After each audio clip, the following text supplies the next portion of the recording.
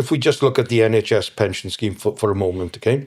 So the old 1995 scheme, which was a final salary scheme, was basically, I will give you 1/80th for each year of service, okay, as a pension, and I'll give you 3/80ths as a lump sum at your normal retirement date. So all those people who joined the scheme back in prior to 2008, that's what basically. If you were there for 10 years, you got 30 years worth.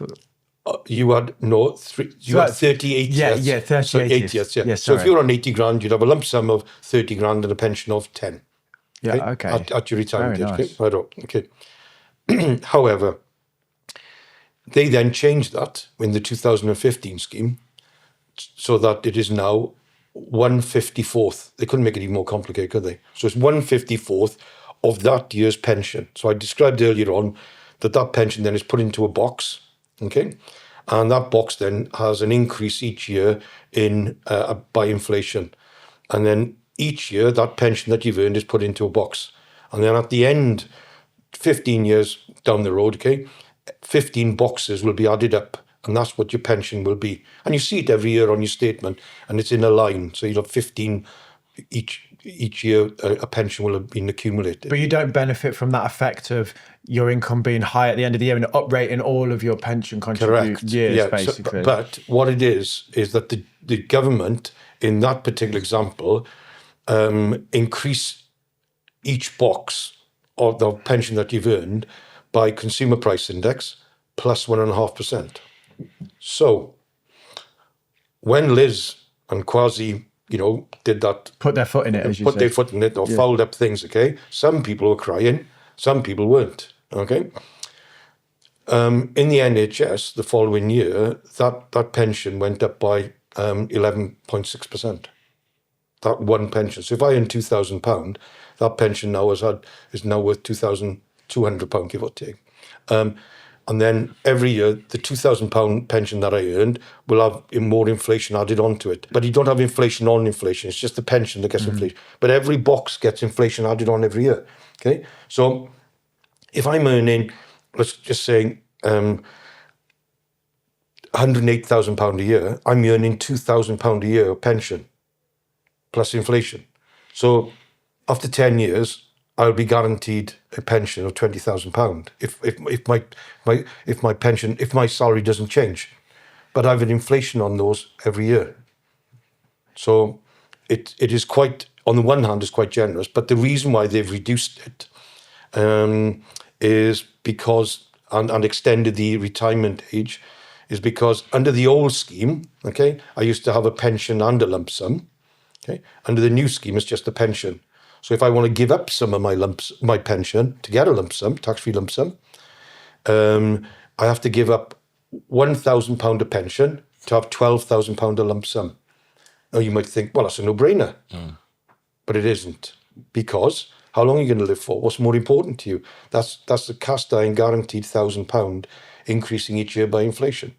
So what is it that you want compared to 12,000 here and now?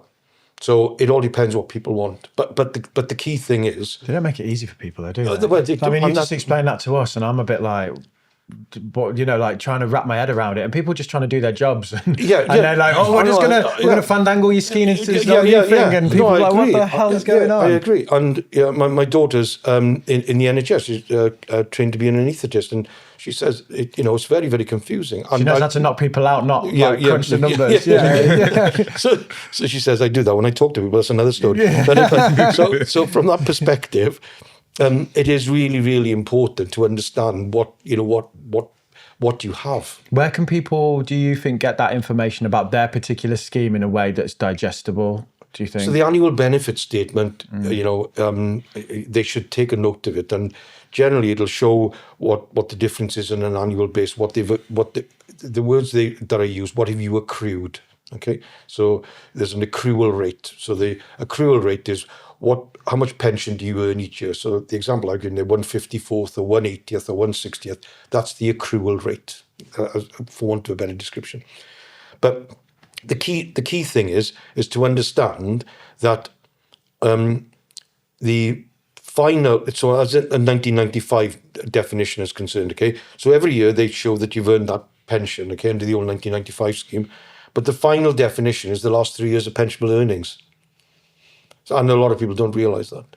So they come to the end, and all the figures that they've been quoted before actually mean nothing, because it's the last 3. Don't take a pay cut in those final years, or go part-time? Absolutely, no. Well, part-time, it gets whole-time equivalent. Like pro-rated up? Yeah, yes, yeah. But you want to get a little pay rise or something in those last 3 years. Or a Clinical Excellence Award or something of that nature. But Clinical Excellence Award, What's CEAs. that? So those are pensionable bonuses for doing certain work for the hospital, something of that nature. That's the best way, and the simplest way to describe it.